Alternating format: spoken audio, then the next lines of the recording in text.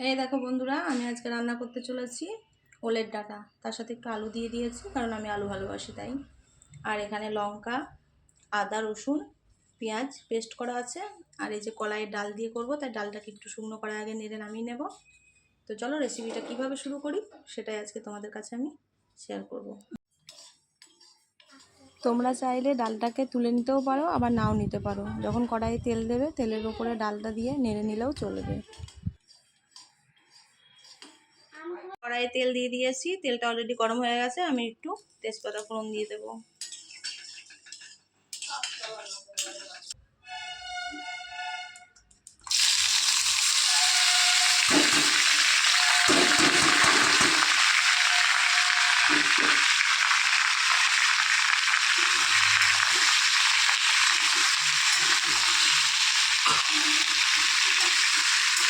এখানে আদা, রসুন, লঙ্কার যে পেস্টটা ছিল এর মধ্যে আমি লবণ আর এই যে হলুদ দিয়ে দিয়েছি। এটাকে মিক্স করে নেব।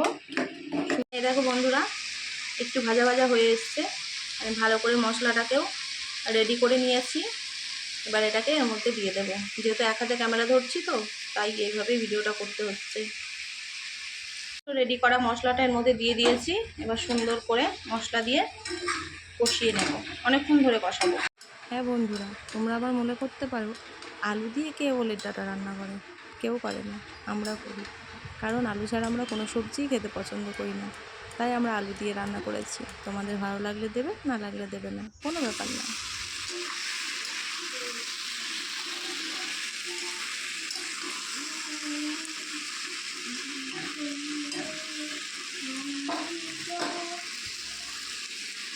এবার এর মধ্যে এই যে ভেজে রাখা কলাইয়ের ডাল দিয়ে দেবো।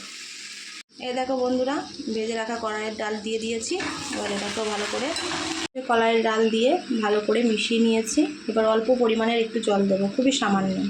কারণ ওলের ডাঁটাটা আগে হাফ সিদ্ধ করা ছিল, আলুটাও তার সাথে সিদ্ধ করা ছিল।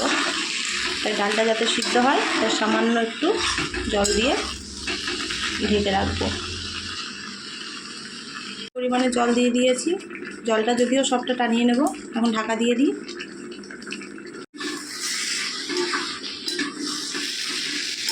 বন্ধুরা, ঢাকা খুলে দিয়েছি। জলটাও পুরো টেনে গেছে।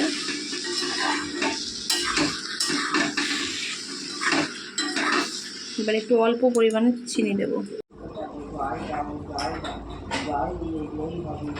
তো বন্ধুরা, তোমরা অবশ্যই বাড়িতে একবার ট্রাই করে দেখো, আশা করি ভালো লাগবে। আমি প্রথমবার ট্রাই করলাম, এর আগে আমি মায়ের হাতে খেয়েছি, তাই আমি আজকে চেষ্টা করেছি, জানি না কেমন হয়েছে।